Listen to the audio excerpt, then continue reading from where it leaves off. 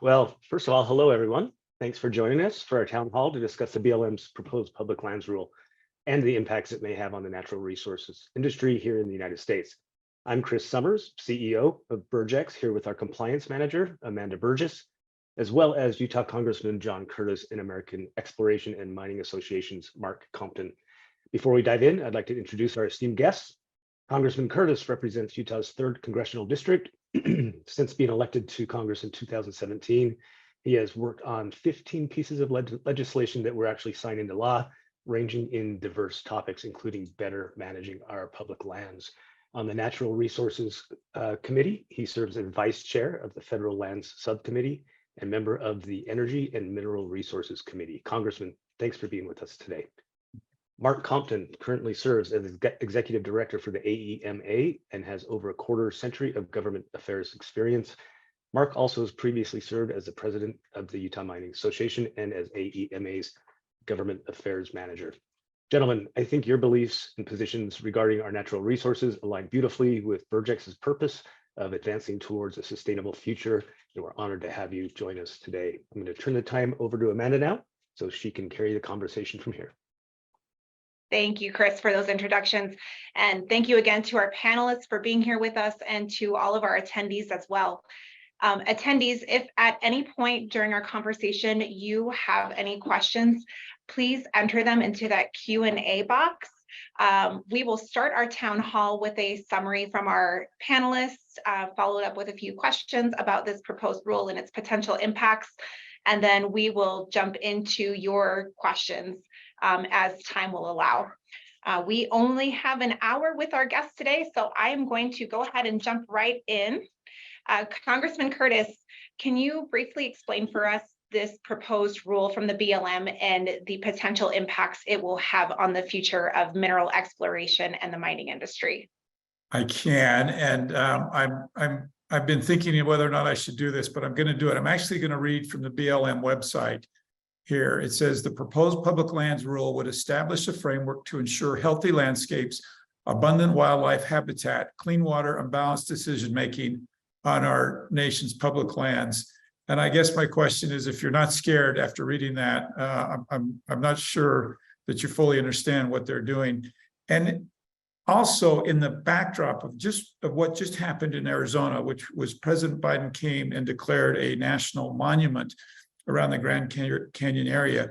And what we've seen from this administration, and it's not just this administration, it goes back decades, is a desire to use the executive branch to tie up large amounts of public lands for nothing, including recreation and grazing and also obviously extraction as well. And they have so many tools in their toolbox to do that, and the Antiquities Act is one of them.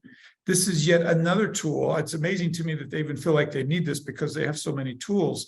And this allows them, without congressional oversight, without appropriate input from the public, to unilaterally pick pieces of public lands and tie them up and make them off limits for all sorts of uses.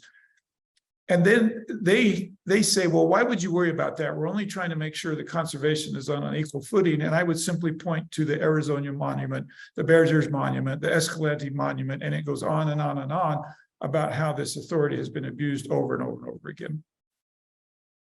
Thank you. Thank you so much for that explanation. Mark, I would be really interested to hear what you might have to add to that. Well, yeah, I mean, I think speaking directly to what Mr. Curtis said, number one, the rule is unnecessary because the BLM has the tools to protect landscapes and species and all that with their within their multiple use mandate. But to me, that's what it really comes down to is through FLTMA, the Federal Land Policy and Management Act, BLM has a multiple use mandate. And those mandates, those multiple uses are spelled out in FLTMA. Congress spelled out the multiple uses, and conservation was not one of those. Now, conservation is considered as you implement those multiple uses, but it is not a use, quote unquote, under FLTMA on equal footing. And so that, to me, right off the bat, it's the BLM really taking lawmaking into their own hands, where that's Congress's purview. Right. Thank you so much, Mark. Congressman, I know you have been working a lot on helping us ensure that this proposed rule does not take effect. Can you explain to our guests what you've been doing? I would love to, thank you. So going back to what both Mark and I have talked about, and that is the role of Congress, is that I'm trying to use a law to undo this rule. And that is a tool that Congress has. And so I have a bill in that would undo this rule.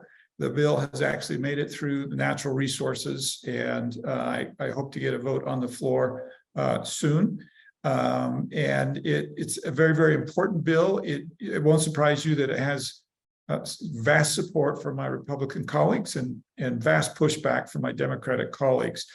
And let me just come back, and here again, Mark and I are both, I think, going to hammer this home, is like, this is what was intended, is that Congress would make these decisions. When we make these decisions, it can't be rammed through by one party without consensus, without stakeholder input. And that's the problem with these executive decisions, is they lack the process that is so important before we move forward on these things. And so the bill is like I say, it's well received on half of Congress, but I've got quite a battle on the other half. Understandable.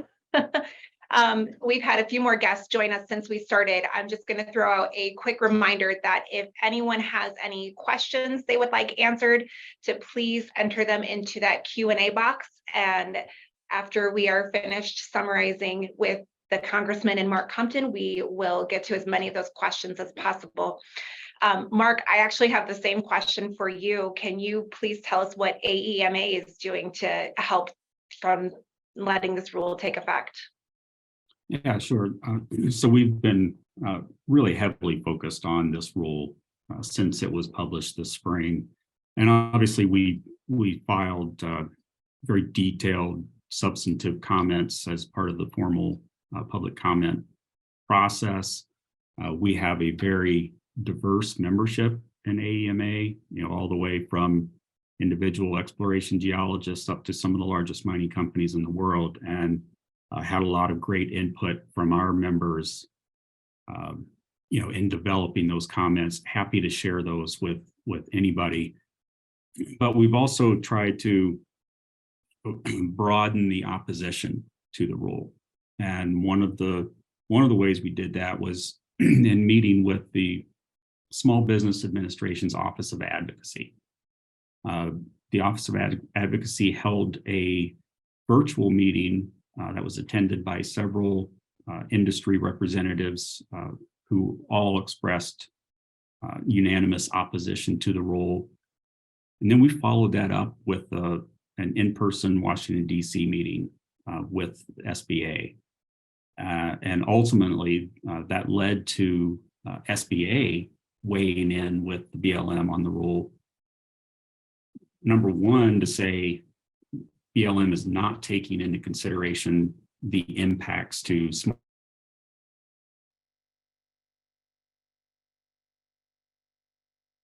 Mark, I think we lost you.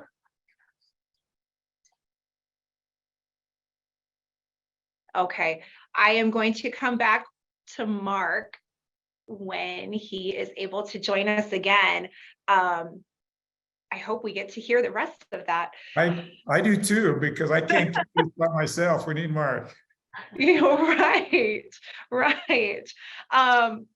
Well, we will wait that out and see if Mark is able to connect with us again.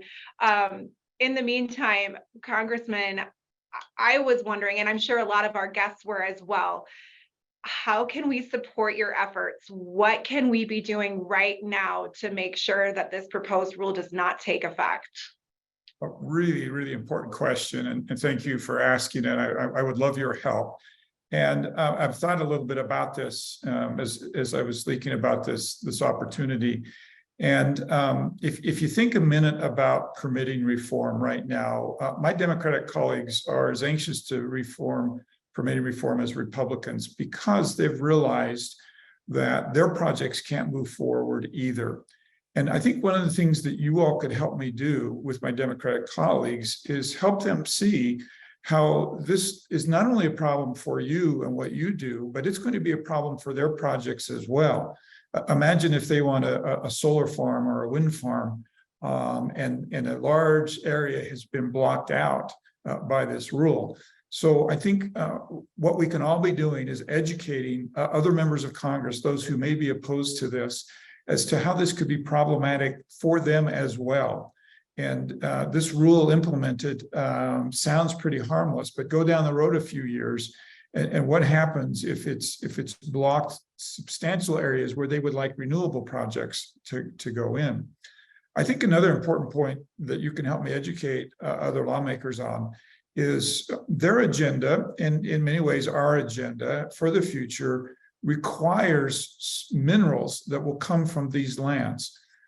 We can't get to their future without these minerals. And so what happens when we tie up these areas and make them off limits to these minerals? There's only one alternative for the United States, and that's to go overseas. And we know that conditions overseas rarely are as good as they are here in the United States for environmental concerns, for human rights concerns, for OSHA concerns. And so they're forcing us overseas and exasperating the problems that we're trying to fight. So those are two really important points that we need to get out and make sure our colleagues understand. In the hearing in Natural Resources, when we were considering this bill, one or two of my Democratic colleagues actually expressed concern about some of these as well. So I know that they are somewhat receptive to them.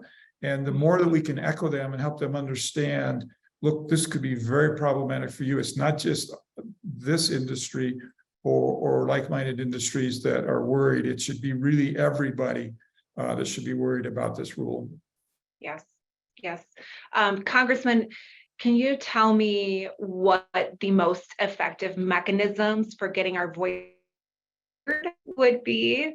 Would it just be submitting comment to our representatives, or do you have a more effective way we can? Well, I can just tell you my experience. When a constituent reaches out and leaves a comment in social media or sends me an email, that's fine and it's good, but it's not nearly as impactful as a personal meeting with a constituent. And I would really push your representatives for a meeting. That may very well end up with staff, and you shouldn't worry about that. Staff is a very important way to communicate with your member of Congress. So to the extent that they can sit down, hopefully with a member and not the member, staff, and explain two things. One is how this impacts your industry. Talk about the jobs and talk about all the good that comes from your industry that actually helps with their goals, the minerals and things that are needed that helps with their goals, and then help them understand and educate them as to the other 2 points that I've talked about. But I'd go to the mat and just take the extra time to try to get a personal meeting. That can happen in two ways. Oftentimes people think it has to happen in Washington, D.C., but every member of Congress has a staff in the district, and sometimes that is actually a much easier meeting to get, and sometimes even more impactful, because all of our staffs in DC run from meeting to meeting to meeting to meeting with constituents. And sometimes those district staffs have a little bit more bandwidth. And if you can get them interested, they're also more tied in with the local impact. And so if you can share local impact, whether it be jobs and things like that, that district staff is probably going to care a little bit more about that than the Washington, D.C. staff. Thank you so much. That was really helpful. I love all those suggestions that you just provided. Thank you. Mark, I'm so glad you were able to make it back with us. Yeah, I don't know what happened there. I just lost connection. That is all right. We were sad that you left us. You were right in the middle of telling us about AEMA's efforts to prevent the rule from taking effect. If you would like to pick up where you left off, we are anxious to hear. Sure. Well, yeah, so I was talking about the Small Business Administration's Office of Advocacy and the help that they have been on this rule. After, following our engagement with SBA, they did send a letter to BLM, saying that BLM is required to do a regulatory flexibility analysis to determine or disclose the potential impacts on small businesses, to do an economic analysis, because the rule certainly is going to have an impact annually of more than $100 million. BLM says it won't, but BLM's own report says that the multiple uses on our public lands generate $200 billion in activity each year.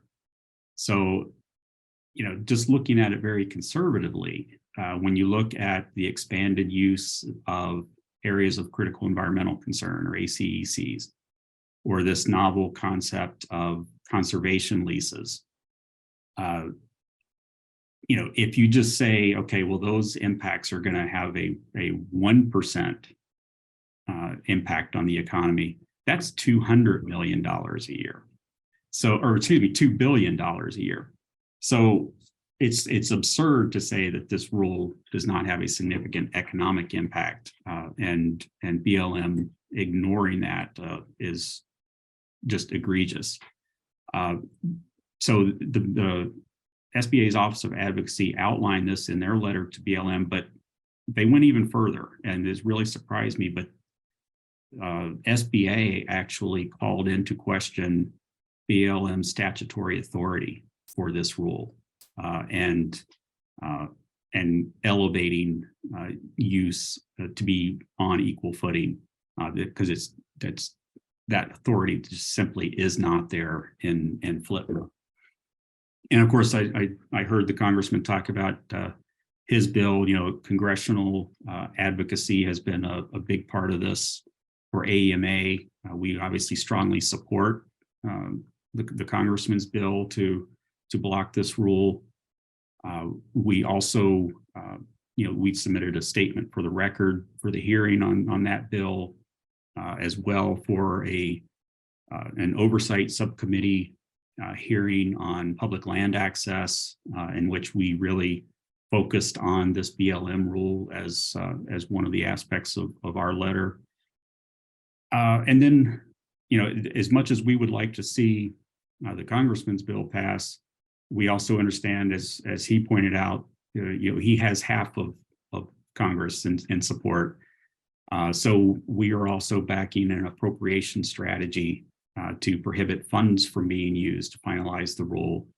That has been included in the House Interior and Environment Appropriations Committee. And now we've got our work cut out for us to make sure that stays in and gets included in any future conference with the Senate. And I think that's something that folks taking part today can really weigh in with their members of Congress and their senators to make sure that happens. We also have tried to engage governors on this rule. We specifically were targeting the Western Governors Association. Obviously, there are some governors within that association throughout the West who are supportive of the rule. So WGA has not come out specifically in opposition, but that did generate an opposition letter from 6 Western governors. We've also been coordinating with various other industries, and to the congressman's point, not just like-minded industries like oil and gas, but we had a lot of conversation with the solar industry about this rule, and they are actually just as opposed to it as we are. We talked about doing coalition comments with them, and ultimately determined that having an opposition letter from the solar industry alone would be more impactful than joining with the mining industry. So we didn't do a joint letter, but certainly coordinated our talking points with them. And then finally, I'd say, we are prepared ultimately if there gets to be a litigation phase of this rule. I think, again, BLM has gone beyond their statutory authority here. But SBA, I think, really set us up with the regulatory flexibility analysis, and that not being done as a potential point of litigation. The fact that the BLM did not conduct an environmental impact statement to disclose the socioeconomic impacts of this rule, as well as the environmental impacts of not developing these mineral resources.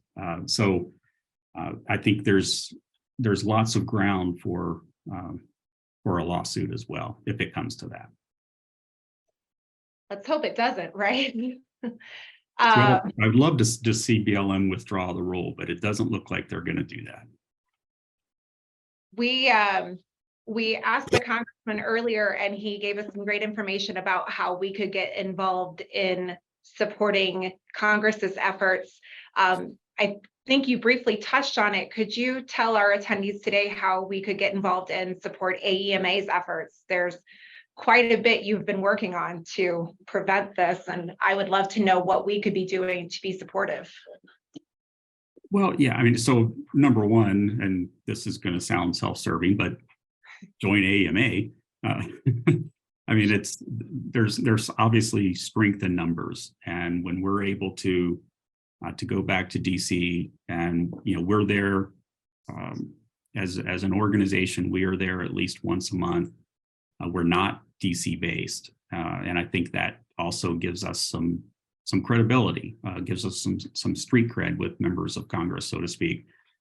But there is power in numbers, and when we're able to go back there and say, we represent 1,400 members, from a very diverse aspect of the mining industry, like I said, all the way from exploration geologists to large producing mining companies.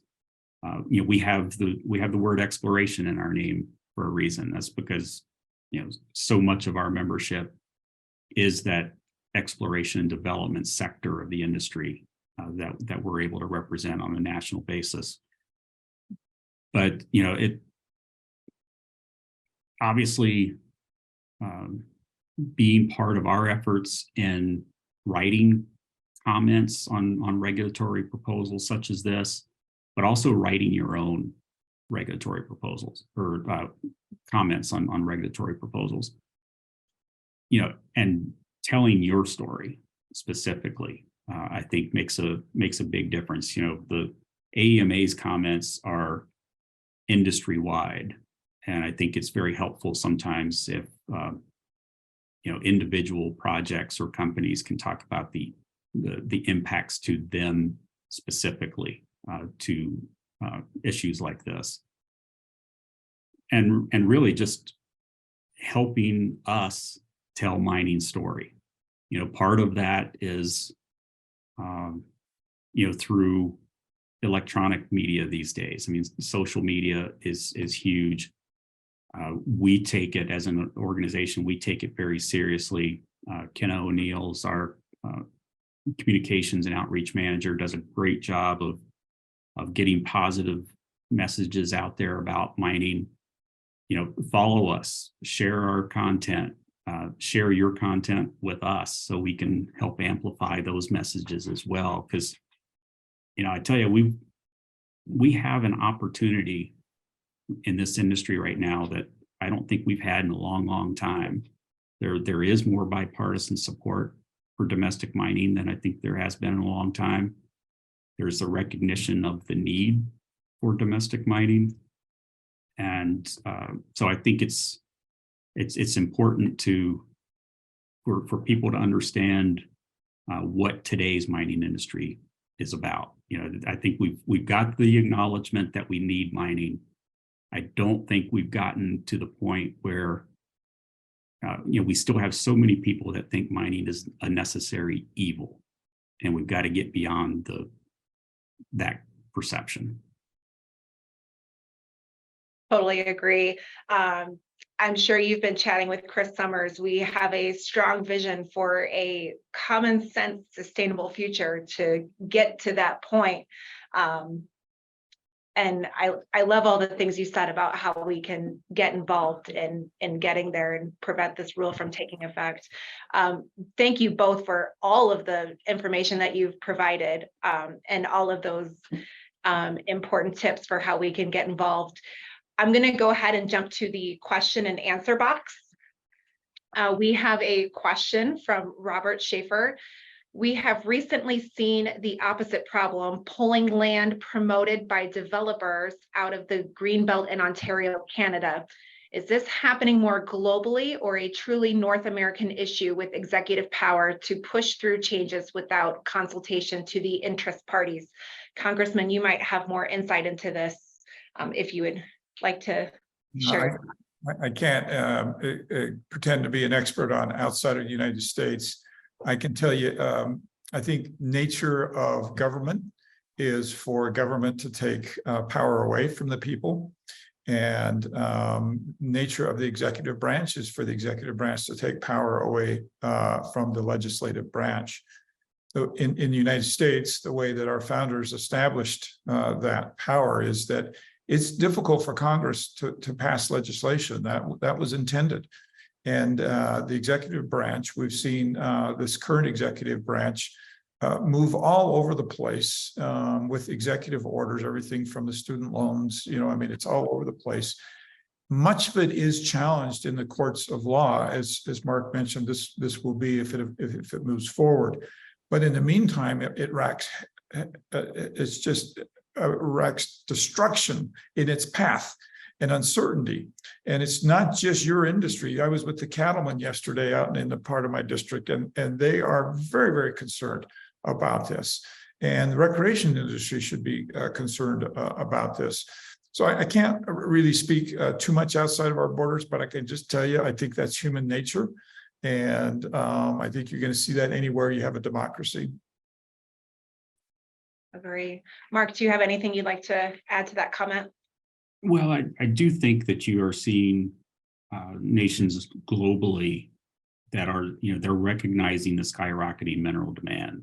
And I think there's a varying degree to how much nations are prioritizing their own mineral resource development. And that's one of the frustrating things for us that we see here in the US is we're talking a great game when it comes to developing our own resources, but you know, particularly from the current administration, I'm afraid most of the actions that we see on the ground are actually decidedly anti-mining, and there seems to be more of a focus on securing our mineral needs from foreign countries than there are in developing our own and gaining the economic and community benefits that a mining operation could bring. So that's been a frustrating thing for us. Certainly. Douglas Peters asks, is there any requirement in the new BLM rule for conservation to have a financial cost associated with it? Grazing has costs, exploration and mining has costs, timbering has costs. Is there any hard financial benefit to the government and public, not just the good feelings, for putting areas into conservation only? Well, I don't think there is anything specific that puts a cost on conservation in this rule. They are talking about developing, you know, putting a value on nature to use in NEPA analyses moving forward. But yeah, I mean, the scary thing for me is, with things like a conservation lease, they say, well, this is just temporary. It's going to be for 10 years or whatever the time period. And, once the lease is over, then, it's open to other multiple uses. But, any future use has to be compatible with the purpose of the conservation lease. And Tracy Stone Manning, BLM's director, stated flat out in a House Natural Resources Committee hearing back in May that energy development and mining would likely not be compatible with the purpose of a conservation lease. So anything that goes into a conservation lease then is really a de facto mineral withdrawal, in perpetuity. Yeah, I would just add to that. They may say it's 10 years temporary, and to them 10 years is temporary. That seems like a long time to me. But you name me one land designation that has gone into place that was removed, and we all know it goes just the opposite direction. It just moves more and more restrictive. I don't know of any land designation that's ever been pulled back. Right. Congressman Nick Proctor would like to know, are amendments to the Antiquities Act within the purview of Congress, like putting a maximum number of acres per national monument creation? Is that something on the table? So they are in the purview of Congress, and it is something, particularly here in my state, we talk about all the time. Imagine this, a large percentage of my district is over 90% federally owned. I'll just get your arms around that for a minute. Imagine being a city or a town or a county and trying to run that county when 90% of your property doesn't pay property tax. And sure, it gets payment in lieu of taxes, but it's a fraction of what property tax would be. Imagine trying to run a county when the federal government can tell you over 90% of the land, what you can do with it and what you can't do with it. It's a terrible thing. So we've confronted this in Utah for a very, very long time.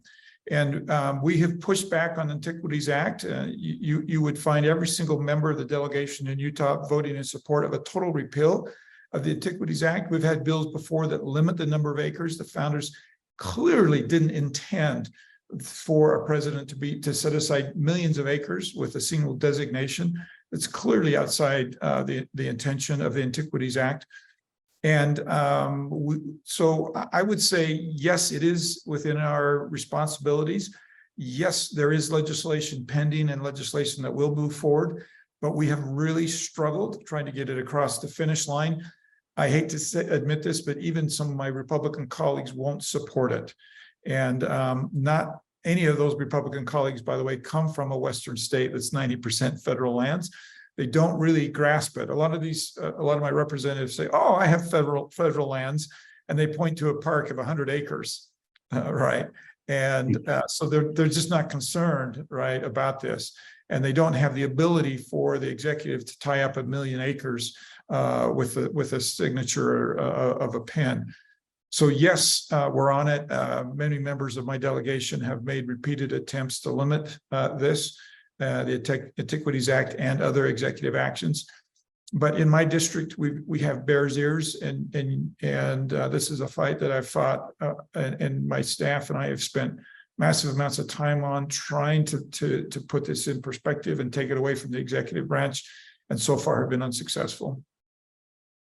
Well, being a Utah, Salt Lake City-based company ourselves, we certainly appreciate your efforts in that way, and we will continue to cross our fingers that they are successful. Yeah. I'm going to continue moving with questions and remind our participants again, if you have a question, just please enter it in that Q&A box. If you have a specific panelist you would like to direct it to, that would be helpful as well. Russell Taylor would like to know, is it not counterintuitive to remove minerals that pay royalties and also fight so hard over budgets? No individuals are taxed here, and money is generated from the land for budgets. Would this budget issue help others reach across the aisle? Well, I can just give you Congress's perspective. Unfortunately, across the aisle, there seems to be no care at all for budget. than for spending or for finding revenue for the budget. They're driven by these goals that in many cases are perhaps unrealistic, but also their method of obtaining them is even more unrealistic. And there's no better example than this. If your goal is to move to a lot of technology that they like that reduces carbon, they need this extraction. They have to have it. And so you can see how they even amongst themselves, they cross purposes and are conflicted about this, but yet they always put this overarching goal out ahead of all these other issues, and are not usually very willing to talk about the practicality of why these minerals are needed to meet their own stated goals. Right. And Amanda, I would just add to that, so for a lot of minerals, there are paying royalties. Obviously, hard rock locatable minerals do not, located under the mining law of 1872.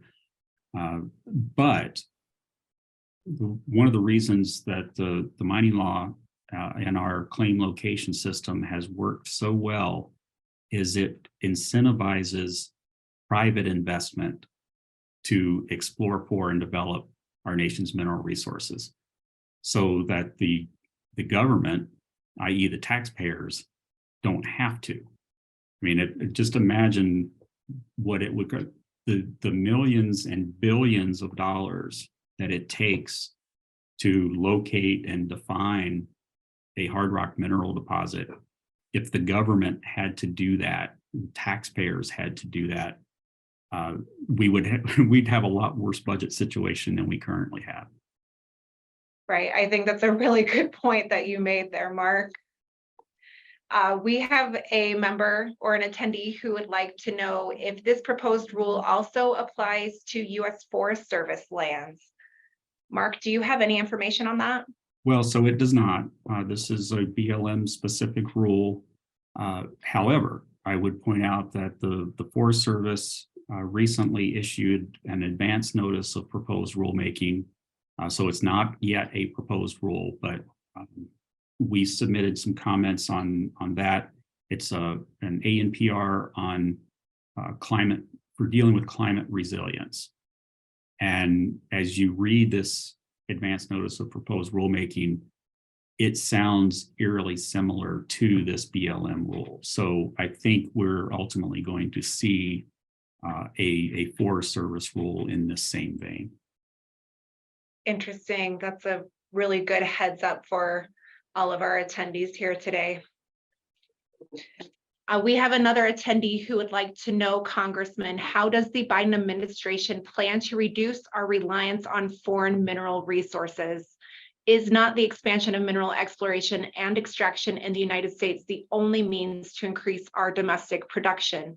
It is massively hypocritical for the administration to withdraw vast tracts of public land and hold up permitting efforts, yet expect our national mineral production to increase.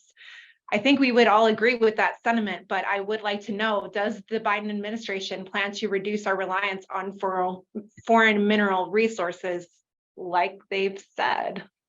I can't see a single indication that they do. And I love the word hypocritical. Imagine how it feels. We have a lot of oil and gas in my district. Imagine how it feels to these people to have oil and gas shut down in the United States and see the president beg with Iran, Venezuela, other countries who are not friendly to us to produce more. It just defies logic. And it's not only that, it's wrong. It's wrong for a number of reasons. And if nothing else, we do it better. We do it cleaner. We do it more responsibly than anywhere else in the world. Why, if we want these minerals, somehow we have this ability to ignore the conditions overseas and ignore the human rights, ignore the OSHA standards, ignore all the regulations that we put on US businesses. And we ignore when that's done overseas, and we don't mind using those products. As a matter of fact, we ask for more of them, and then we shut it down here. And there's no better word than hypocritical. So, Amanda, if I could just add to that, I mentioned earlier, we've seen so many actions from the administration have been decidedly anti-mining. But I think in answer to this question specifically, I think the proof will be in the pudding very soon, because we anticipate a report from the administration's interagency working group on mining regulations, laws, and permitting very soon. And this group was formed as a result of the president's America's Supply Chains executive order that he issued right after coming into office. And it's ostensibly to come up with a plan for responsibly developing our domestic mineral resources.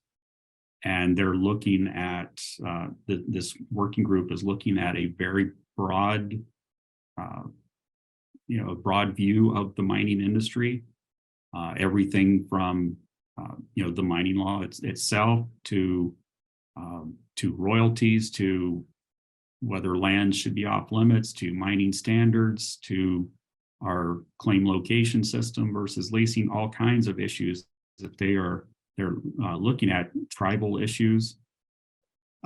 And so I think when this report comes out, I think that's going to give a very clear indication of just how serious they are about actually developing domestic mineral resources.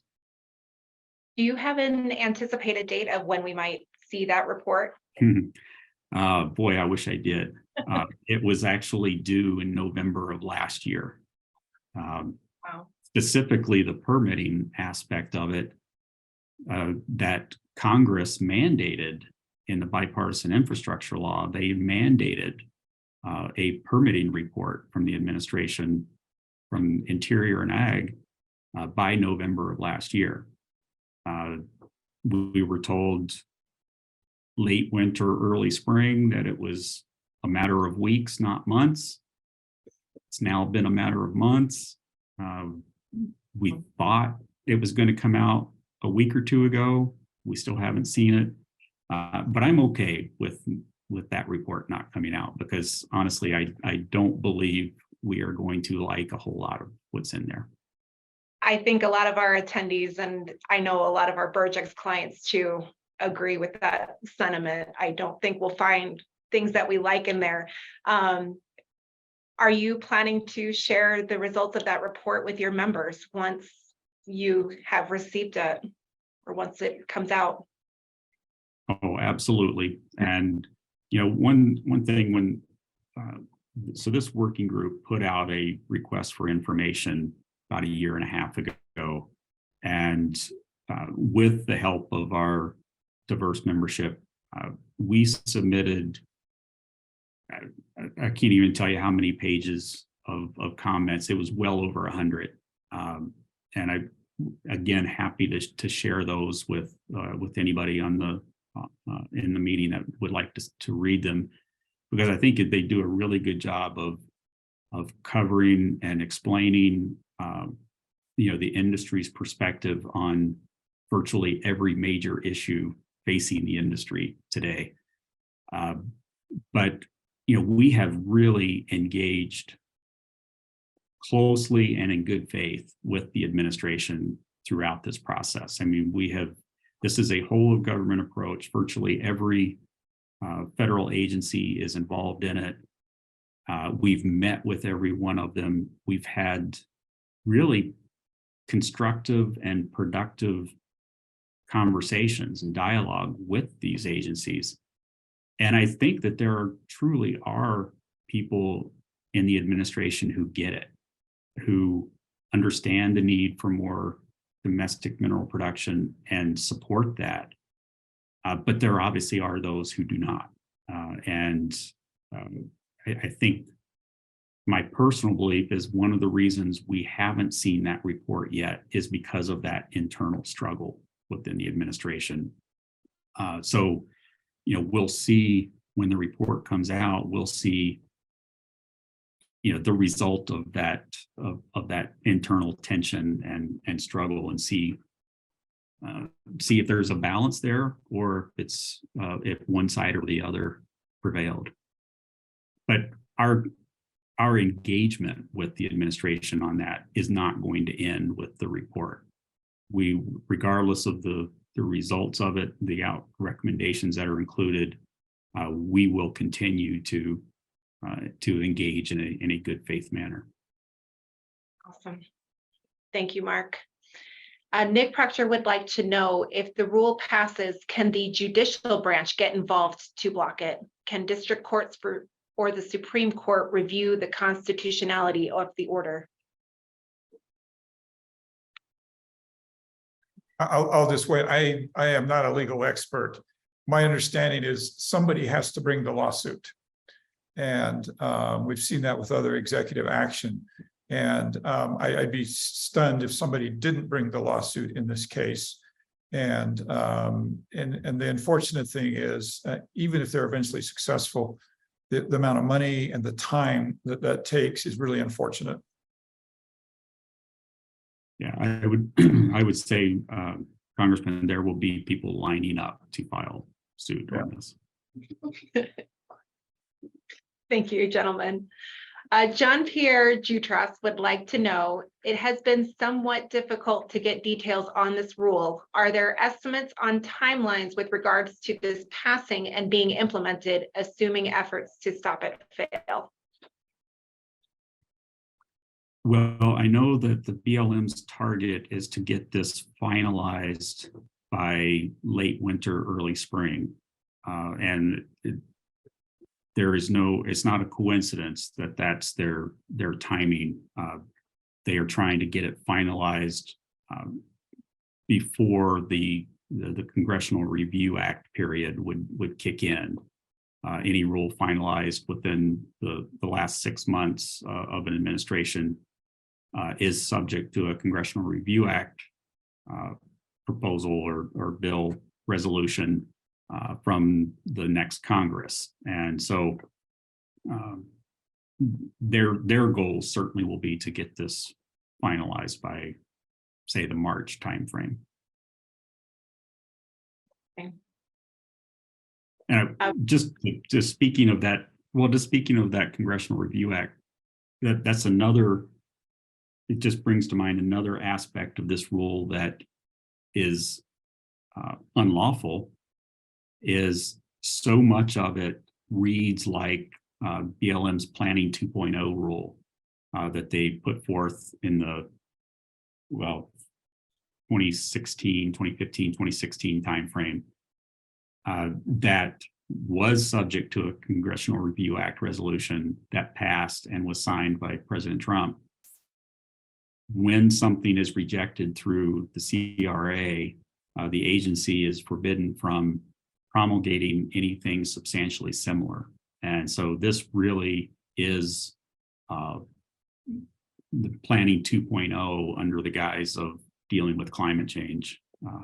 And so just on that alone, BLM should not be able to do it. Interesting.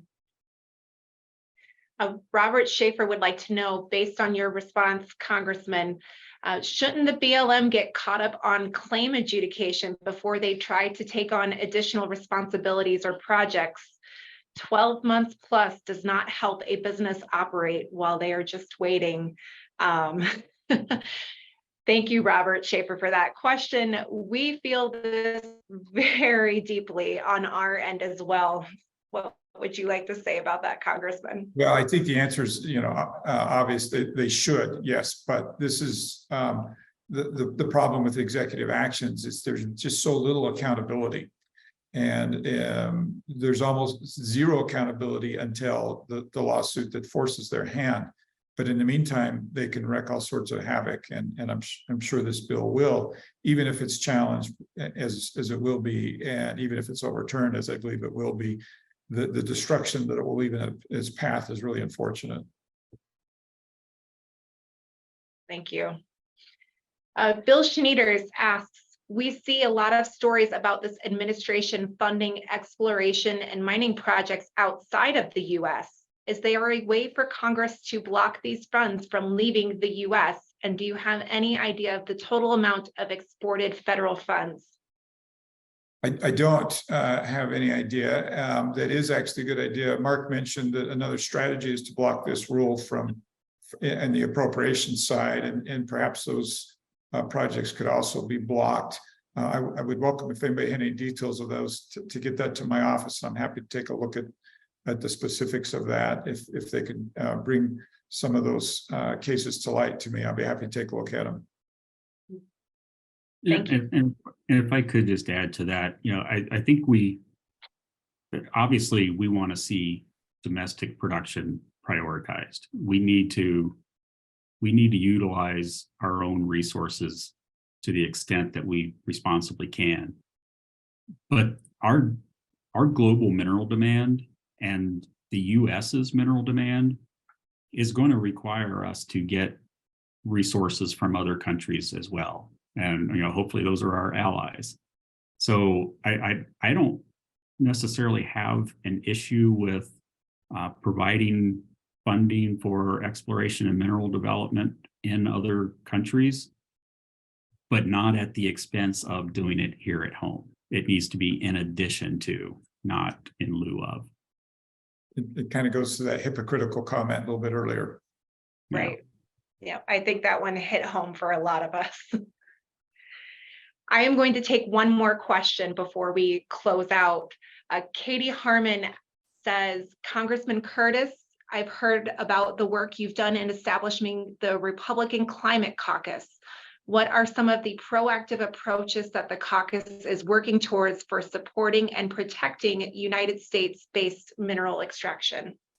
I love the question. It gives me a chance to brag about the caucus. Look, it's no secret that over the years, Republicans have not engaged in the climate debate. And I think that's ultimately been a huge mistake for us. It just means there's one voice at the table and they get to do anything they want. And we've been off kind of quietly shouting, you're crazy. And then yet to the rest of the world, we sound crazy. And so we're trying to get Republicans to engage, not on the issue of science, but on the issue of practicality. And we are absolutely confident, and this is our message, is we can do this here at home. We can provide energy resources. We can provide extraction resources, and we can do it cleaner and better than anywhere else in the world. So if you're worried about climate, and this rule is a perfect example that Mark's alluded to a couple of times. This is the Biden administration climate plan. Well, for crying out loud, who's shouting from the rooftops? This is anti-climate, right? Instead of pulling these minerals out here in the United States, where we do it better than anybody else, cleaner than anybody else in the United States, we're willing to do it other places. So the mission of the caucus is to get Republicans, number one, comfortable talking about climate, and number two, on the offensive, spreading the message that we know how to do it better and cleaner than anyone else in the world. So if you care about emissions, if you care about climate, you need to be protecting these things here at home and making sure that we have the controls over them that we have here. I'm pleased that the caucus is now one of the largest in Washington, D.C. It represents 85 members of Congress. That's a third of all House members of Congress who are part of this. And we're getting more bold and more aggressive in our messaging. That's very cool. Thank you, Congressman. I am going to go ahead and wrap up our session for today to respect both of your times. I just want to personally, on behalf on all of our attendees, thank you both again for your time with us. You've provided so much valuable insight into what's happening, and you've given us so much great information on what we can do to be involved. I wrote down a few things I'm just going to reiterate for our attendees. Please consider an AEMA membership if you have not already joined. Mark, you've outlined for us so many wonderful efforts that you're taking to be on the defense here, and we appreciate that. Congressman, thank you for your suggestion to get with your representatives personally, if you can, on a local level. Please spread your stories about how this proposed rule affects you personally and our industry as well. Thank you so much for those suggestions. Please don't be afraid to educate your congressman as well, especially the opposition to this rule, on what we could see happen if it goes through. As we wrap up, I want to let all of our attendees know that you will get a link to this meeting If you have any colleagues or anyone else that were not able to attend today, please feel free to share this link with them. That will also help spread the word about what's happening and how we can be involved. And then also we are going to put up on the screen our Burgex contact information. If you have any questions or comments about today's session, please feel free to reach out to us. We would love to hear them. Again, let's please all be involved to strengthen our voice and work together to help prevent this proposed rule from taking effect. Congressman and Mark Compton, thank you so much for joining us today. And thank you, attendees.